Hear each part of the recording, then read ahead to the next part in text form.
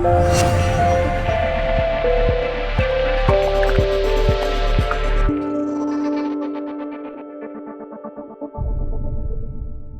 into the third lockdown a bit less panicky, but more worried about the future, I suppose. You know, where are the leads going to come from? It's more about them. How's that going to affect next year? In order to close the doors, we've not been ordered to not carry on working, and we've not been ordered that we can't go into people's homes to finish jobs and everything else. Thank God. So the back end of it is carrying on pretty much as normal as it can be. But homeschooling is causing a bigger issue there, where, you know, we plan to do a job and all of a sudden, where am I going to teach my kids? The biggest issue we've got is where are the new clients coming from? Because we have very busy locations. We're in the middle of London, and we do rely on people walking past and coming in. We don't just rely on that. We've been around now about 7.5 years, so we do get a lot of repeat business. We do have a decent social media presence, get a lot of business through Instagram.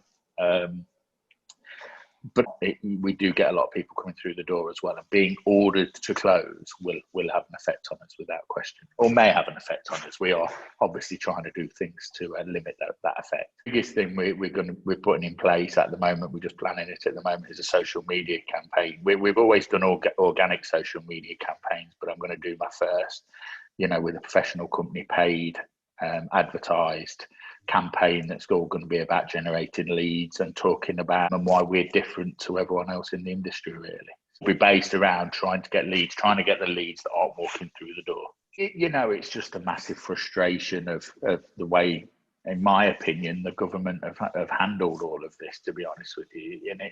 And it's the inconsistencies, really. Don't get me wrong, they've got a really tough job, and I don't deny that. I get that trade desks and everything should be open. I get it. If we're going to have construction, we need materials. Now, we supply kitchen and bathroom products, so we're supplying materials. So why can't we open to do that? It's lack of planning, lack of understanding. That's the biggest thing that I have an issue with what's going on, is the lack of plan. What people aren't talking about is, in the first lockdown, if you was over £51,000 rateable value, you got nothing. Wimbledon showroom got nothing in the first lockdown. Yeah, it's getting 9k in this one, which is more than, you know, our other showrooms. Values aren't enough. £4,000 rateable value in Maida Vale, which is where I am now, doesn't pay a month's rent.